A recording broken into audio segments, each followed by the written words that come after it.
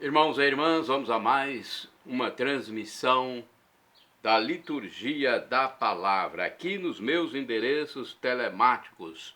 É só você entrar no campo de busca em Paulo Roberto Maciel e você chegará aos meus endereços eletrônicos. Ok? Paulo Roberto Maciel, aí tem o Facebook, o YouTube, o blog repórterpaulomaciel.blogspot.com. São endereços com muita espiritualidade. Neste vídeo eu transmito a liturgia referente ao dia 22 de maio de 2023, segunda-feira, sexta semana da Páscoa. Aliás, sétima semana da Páscoa, retificando então, sétima semana da Páscoa. Já estamos nos aproximando do Pentecostes. A cor dos paramentos litúrgicos é branca. No rito da celebração temos o prefácio da Ascensão e o ofício da terceira semana. Antífona da entrada. Recebereis a força do Espírito Santo que descerá em vós, e dareis testemunho de mim até os confins da terra. Aleluia! Atos dos Apóstolos, capítulo 1, versículo 8, de onde foi tirado este trecho. Oração do dia, rezemos. Nós os pedimos, ó Deus, que venha a nós a força do Espírito Santo, para que realizemos fielmente a vossa vontade e a manifestemos por uma vida santa. Por nosso Senhor Jesus Cristo, vosso Filho, na unidade do Espírito Santo. Primeira leitura do livro dos Atos dos Apóstolos, escrito pelo médico e companheiro de viagens de São Paulo, Lucas, que foi o terceiro evangelista. Temos Marcos, Mateus, Lucas, depois João. Enquanto Apolo estava em Corinto, Paulo atravessou as regiões montanhosas e chegou a Éfeso. Aí encontrou alguns discípulos e perguntou-lhes: vós recebestes o Espírito Santo quando abraçastes a fé? Eles responderam: nem sequer ouvimos dizer que existe o Espírito Santo. Então Paulo perguntou: que batismo vós recebestes? Eles responderam: o batismo de João. Paulo disse-lhes: João administrava um batismo de conversão, dizendo ao povo que aceitasse aquele que viria depois dele, isto é, em Jesus. Tendo ouvido isso, eles foram batizados no nome do Senhor Jesus. Paulo impôs-lhe as mãos e sobre eles desceu o Espírito Santo. Começaram então a falar em línguas e a profetizar. Ao todo eram uns 12 homens. Paulo foi então à sinagoga e durante 3 meses falava com toda a convicção, discutindo e procurando convencer os ouvintes sobre o reino de Deus. Palavra do Senhor, graças a Deus. Agora o Salmo responsorial é o Salmo 68, versículos 2º ao 3º, 4º ao 5º AC, 6º ao 7º AB, e o refrão é o 33A.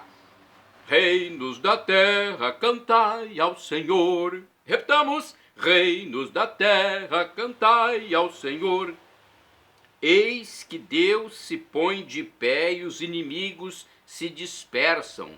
Fogem longe de sua face os que odeiam o Senhor. Como a fumaça se dissipa, assim também os dissipais. Como a cera se derrete ao contato com fogo, assim pereçam os iníquos ante a face do Senhor. Reinos da terra, cantai ao Senhor.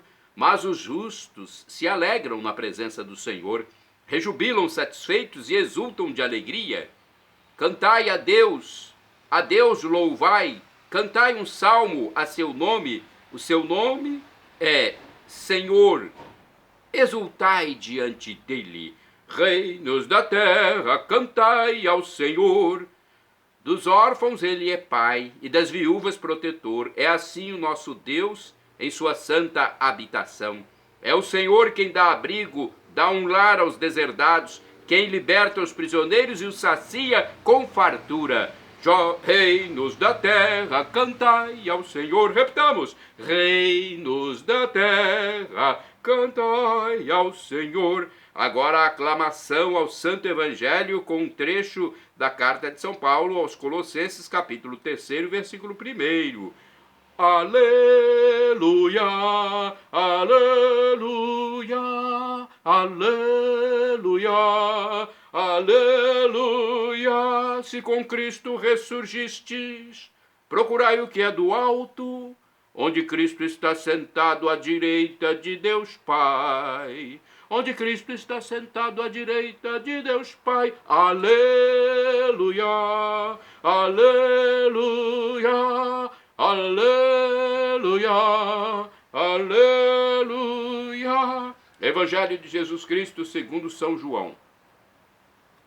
Capítulo 16, versículos do 29 ao 33. O Senhor esteja convosco, Ele está no meio de nós. Proclamação do Evangelho de Jesus Cristo segundo São João. Glória a vós, Senhor. Pelo sinal da Santa Cruz, livra-nos Deus nosso Senhor dos nossos inimigos. Naquele tempo os discípulos disseram a Jesus: Eis, agora falas claramente e não usas mais figuras. Agora sabemos que conheces tudo e que não precisas que alguém te interrogue. Por isto cremos que vieste da parte de Deus. Jesus respondeu: Credes agora? Eis que vem a hora, e já chegou, em que vos dispersareis, cada um para seu lado, e me deixareis só. Mas eu não estou só, o Pai está comigo. Disse-vos estas coisas para que tenhais paz em mim. No mundo tereis tribulações, mas tende coragem. Eu venci o mundo. Palavra da salvação. Glória a vós, Senhor. Pelo sinal da Santa Cruz, livra-nos Deus, nosso Senhor, dos nossos inimigos. Agora vamos à reflexão. É a liturgia comentada com o título Eu Venci o Mundo, baseada em João 16, versículos de 29 a 33, essa reflexão é escrita por Antônio Carlos Santini, liderança da comunidade católica Nova Aliança, e-mail santini@novaalianca.com.br. Por um lado, os discípulos manifestam arroubos de entusiasmo ao afirmarem que agora sim acreditam na divindade de Jesus. Por outro lado, o mestre contrapõe que em breve tempo eles fugirão e o deixarão sozinho, acompanhado apenas pelo Pai do céu. Mas Jesus sabe que é necessário animar os seus frágeis seguidores. Daí as palavras de estímulo: coragem, eu venci o mundo. Não é preciso muita criatividade para imaginar a cara de decepção desses mesmos discípulos quando logo a seguir Jesus se deixa prender, torturar e crucificar sem a mínima reação. Afinal, ainda estava a decantada vitória. Aliás, onde estava a decantada vitória sobre o mundo que Jesus diz? Se os seus seguidores tinham esperado por um sucesso pronto, total, acabado, enganaram-se por completo. Parece que se esqueceram da lição do mestre. Ainda que o grão do trigo já traga em seu íntimo toda a colheita, era preciso morrer primeiro, conforme João, capítulo 12, versículo 24. E este é o ensinamento do Concílio Vaticano II no decreto Presbyterorum Ordinis, sobre o ministério e a vida dos sacerdotes. Lá está escrito: aliás, o Senhor Jesus, que disse, tende confiança, eu venci o mundo, não prometeu por essas palavras à sua igreja uma vitória total no mundo. De fato, o Sacrosanto Sínodo alegra-se de que a terra coberta com a semente do Evangelho agora frutifique em muitos lugares sob o sopro do Espírito Santo que enche o orbe terrestre. Isto pode explicar que ainda hoje, em muitos lugares, o príncipe deste mundo esteja recebendo honras indevidas. Alguém esperou por milagres caídos do céu e economizou o próprio trabalho. Em razão de nossa inércia, o Espírito de Deus não encontrou os pés para caminhar, as vozes para falar, as mãos para agir. O Evangelho encontrou as portas fechadas porque alguém não quis suar a camisa, e a vitória de Cristo sobre o mundo permanece incompleta. Um dos riscos permanentes que sempre ameaçaram a caminhada da igreja é o perigo do triunfalismo barato, comemorar vitórias e hastear bandeiras antes da hora, e distraidamente ignorar que estaremos em combate até a vinda do Senhor, quando afinal, e só então, o último inimigo será vencido, como está na primeira carta de São Paulo aos Coríntios, capítulo 15, versículo 26, e Deus enxugará toda a lágrima dos nossos olhos, conforme Apocalipse 21, versículo 4. Sou guerreiro do Evangelho diante dos adversários de plantão ou estou soltando foguete antes da hora? Orai sem cessar, irmãos e irmãs. O Senhor é a força do seu povo. Salmo 28, versículo 8. Vamos agora aos santos do dia.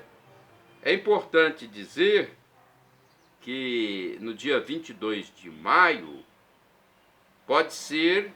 o rito pode ser a missa própria, prefácio da Ascensão, ofício do dia da terceira semana, ou Santa Rita de Cássia, religiosa, memória facultativa, ok? 22 de maio é dia de Santa Júlia, Virgem Mártir na Córcega. Você conhece? Já ouviu falar a história? Pois é, então 22 de março é dia de Santa Júlia, Virgem e Mártir da Córcega. Padroeira da Córcega, Júlia foi uma das jovens cartaginenses que um mercante de escravos queria vender na Gália. Foi sequestrada em um porto da Córcega. Fiel à sua fé, recusou-se a oferecer sacrifícios às divindades pagãs. Sua festa é celebrada em 22 de maio. Santa Júlia, Virgem, recebeu a palma do martírio na Córcega por meio do suplício da cruz. O navio que transportava esta jovem cristã de origem cartaginesa, vendida como escrava, teria encalhado em Zonza, no porto de Cabo Corso. Ali, por ódio à fé, teria sido torturada e crucificada no ano 303, apesar da data não ser exata. Esta santa sempre foi venerada com fervor. Na época da invasão de Cartago, Júlia foi comprada por um homem chamado Eusébio. Seu patrão, embora fosse pagão, admirava a coragem com a qual a mulher cumpria seu dever. Ao término do seu trabalho diário, durante a hora de descanso, ela se dedicava à leitura ou se recolhia em oração. Movida pelo amor de Deus, ela jejuava com frequência. Seu patrão jamais conseguiu fazê-la interromper o jejum nem um só dia, a não ser no domingo da ressurreição. Quando o navio do seu patrão atracou no porto do Cabo Corso, Eusébio participou de uma festa pagã. Entorpecido pelos pagãos, aproveitaram para raptar Júlia, que havia permanecido a bordo da embarcação. Ela rejeitava renegar a Cristo, dizendo: a minha liberdade é servir a Cristo, que adoro todos os dias e com toda a dureza, toda a pureza da minha alma. Júlia foi torturada e depois flagelada. Em meio aos tormentos, a santa continuava a confessar a sua fé em Cristo, sempre com maior ardor, e gritava em voz alta: confesso a minha fé naquele que por amor a mim padeceu o suplício da flagelação. Se o meu Senhor foi coroado de espinhos e pregado no madeiro da cruz por minha causa, por que eu deveria rejeitar e arrancar meus cabelos como preço de confissão da minha fé para merecer a palma do martírio? Assim a Santa Júlia foi crucificada. Santa Júlia, rogai por nós. Outro santo, ou melhor, outra santa do dia 22 de maio. Santa Rita de Cássia, religiosa agostiniana. A igreja recorda Santa Rita no dia 22 de maio. Ela é conhecida como a Santa das Causas Impossíveis, porque graças à sua intercessão foram resolvidos milagrosamente diversos casos insolúveis. Mulher e mãe exemplar, depois monja beneditina, ela pediu a Cristo para poder compartilhar dos padecimentos dele. A pequena periferia de Rocaporena, na Úmbria, Itália, foi berço de Margarida Lott, provavelmente por volta de 1371, chamada com o diminutivo de Rita. Seus pais, humildes camponeses e pacificadores, procuraram dar-lhe uma boa educação escolar e religiosa na vizinha cidade de Cássia, onde a instrução era confiada aos agostinianos. Naquele contexto, amadurece a devoção a Santo Agostinho, São João Batista e São Nicolau de Tolentino, que Rita escolheu como seus protetores. Por volta de 1385, a jovem se uniu em matrimônio com Paulo de Ferdinando de Mantino. A sociedade de então era caracterizada por diversas contendas e rivalidades políticas, nas quais seu marido estava envolvido. Mas a jovem esposa, através da sua oração, serenidade e capacidade de apaziguar, herdadas dos pais, o ajudou a viver aos poucos como cristão de modo mais autêntico. Com amor, compreensão e paciência, a união entre Rita e Paulo tornou-se fecunda e embelezada pelo nascimento de 2 filhos, Gian Giacomo e Paulo Maria. Porém, a espiral de ódio das facções políticas da época acometeram seu lar doméstico. O esposo de Rita, que se encontrava envolvido também por vínculos de parentela, foi assassinado. Para evitar a vingança dos filhos, escondeu a camisa ensanguentada do pai. Em seu coração, Rita perdoou os assassinos de seu marido, mas a família Mantino não se resignou e fazia pressão a ponto de desatar rancores e hostilidades. Olha só, hein? Rita continuava a rezar, para que não fosse derramado mais sangue, fazendo da oração a sua arma e consolação. Entretanto, as tribulações não faltaram. Uma doença causou a morte de Gian Giacomo e de Paulo Maria. Seu único conforto foi pensar que pelo menos suas almas foram salvas, sem mais correr o risco de serem envolvidos pelo clima de represálias provocado pelo assassinato do marido. Tendo ficado sozinha, Rita intensificou a sua vida de oração, seja pelos seus queridos defuntos, seja pela família de Mancino, para que perdoasse e encontrasse a paz. Com a idade de 36 anos, Rita pediu para ser admitida na comunidade das monjas agostinianas do mosteiro de Santa Maria Madalena de Cássia. Porém, o seu pedido foi recusado. As religiosas temiam, talvez, que a entrada da viúva de um homem assassinado pudesse comprometer a segurança do convento.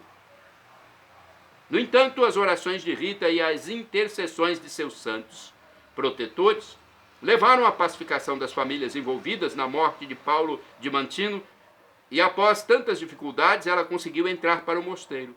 Narra-se que durante o noviciado, para provar a humildade de Rita, a abadesa pediu-lhe para regar, um tronco seco de uma planta, e que sua obediência foi premiada por Deus, pois a videira até hoje é vigorosa. Com o passar dos anos, Rita distinguiu-se como religiosa humilde, zelosa na oração e nos trabalhos que lhe eram confiados, capaz de fazer frequentes jejuns e penitências. Suas virtudes tornaram-se famosas até fora dos muros do mosteiro, também por causa de suas obras de caridade, juntamente com algumas co-irmãs. Além de sua vida de oração, ela visitava os idosos, cuidava dos enfermos e assistia aos pobres. Cada vez mais imersa na contemplação de Cristo, Rita de Cássia pediu-lhe para participar de sua paixão. Em 1432, absorvida em oração, recebeu a ferida na fronte de um espinho da coroa do crucifixo. O estigma permaneceu por 15 anos até a sua morte. No inverno que precedeu a sua morte, enferma e obrigada a ficar acamada, Rita pediu a uma prima que lhe veio visitar em Rocaporena 2 figos e uma rosa do jardim da casa paterna. Era janeiro, período de inverno na Itália, mas a jovem aceitou seu pedido, pensando que Rita estivesse delirando por causa da doença. Ao voltar para casa, ficou maravilhada por ver a rosa e os figos do jardim e imediatamente os levou a Rita. Para ela, estes eram sinais da bondade de Deus, que acolheu no céu seus 2 filhos e seu marido. Santa Rita expirou na noite entre 21 e 22 de maio de 1447. Devido ao grande culto que brotou logo depois de sua morte, o corpo de Rita nunca foi enterrado, mas mantido em uma urna de vidro. Rita conseguiu reflorescer, apesar dos espinhos que a vida lhe reservou, espalhando o bom perfume de Cristo e aquecendo tanto corações no seu gélido inverno. Aquecendo tantos corações no gélido inverno. Por esse motivo, e em recordação do prodígio de Rocaporena, a rosa é, por excelência, o símbolo de Rita. Santa Rita de Cássia, rogai por nós. Olha, agora eu vou para o site revista.arautos.org para falar um pouco mais sobre os santos. Porque quanto mais falarmos, melhor, porque os santos são exemplos para nós. O que eles fizeram, nós devemos seguir dentro do possível. Nós não conseguiremos seguir tudo, né? Veja o exemplo de Rita, é muito difícil. Santo Atão, bispo, morreu em 1153, por volta aí desse ano. Depois de ter sido abade da ordem de Valumbrosa, foi eleito para a sede episcopal de Pistoia, na Itália. São Domingos Nigon, mártir, morreu em 1862, pai de família, decapitado durante as perseguições no Vietnã por recusar-se a renegar a fé. Beata Humildade Rosana, abadesa, morreu em 1330. Aos 24 anos, ela e o marido decidiram abandonar o mundo e abraçar a vida religiosa. Atraídos por seu exemplo, várias jovens juntaram-se a ela no mosteiro de Santa Maria Novella, do qual se tornou priora. Beato João Forest, presbítero e mártir, morreu em 1538, religioso franciscano queimado vivo no reinado de Henrique VIII da Inglaterra por defender a unidade católica. Beato Matias de Arima, mártir, morreu em 1620, catequista de Omura, Japão, torturado até a morte por recusar-se a delatar os missionários. Beato João Mopinot, religioso e mártir, morreu em 1794. Irmão Lassalista deve ser. Irmão Lassalista, encarcerado numa galera em Rochefort durante a Revolução Francesa, morreu em decorrência da doença ali contraída. Beata Maria Domingas Brum Barbantini, religiosa, morreu em 1868 após ficar viúva. Fundou em Lucca, Itália, a Congregação das Irmãs Ministras dos Enfermos de São Camilo. São mais alguns santos da nossa Igreja Católica Apostólica Romana. Shalom Adonai é uma expressão hebraica que significa a paz de Deus. El Shaddai significa Deus onipotente, Deus todo-poderoso, o Deus do impossível. Ele proverá, ele providenciará aquilo que você suplica, que você ora, que você pede, se for para o seu bem. E quando você ora, você está conversando com o Criador do universo. Olha que responsabilidade a sua.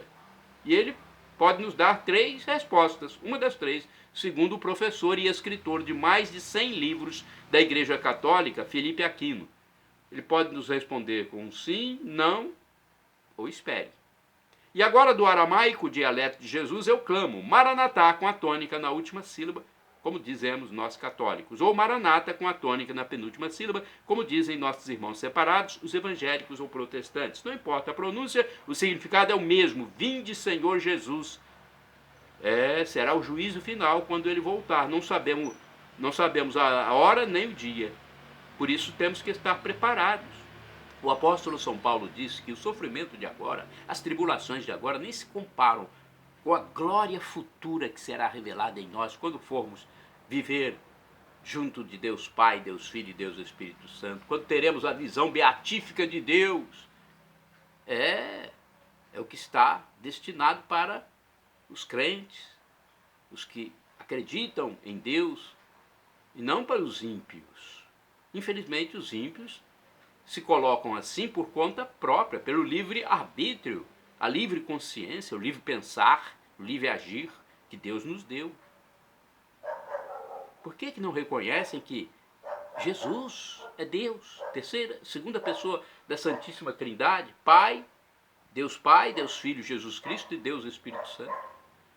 Por que não reconhecem que Deus desceu do céu, se humanou, se humilhou, viveu, sofreu, morreu por nós e graças a Ele mesmo, a Deus, venceu a morte, ressuscitou no terceiro dia, ascendeu ao céu e está à direita do Divino Pai Eterno como nosso sumo sacerdote, nosso mediador, nosso irmão primogênito, querendo que nós nos salvemos. Mas Ele não vai tirar o nosso livre-arbítrio, Ele não vai nos obrigar a aceitar, a tomar posse da graça. A liberdade, gente, é o bem maior que nós recebemos. E nós podemos optar. Eu quero a salvação eterna com Deus Pai, Deus Filho e Deus Espírito Santo. Shalom Adonai, que significa paz em hebraico. Shalom, paz. Adonai, Deus, a paz de Deus para todos nós. Perdão, Senhor, pelos meus pecados passados, presentes, futuros, pecados do pensamento, palavras, atos, omissões, e me dê a vida eterna. Meu Jesus, eu quero a vida eterna convosco. Meu Jesus.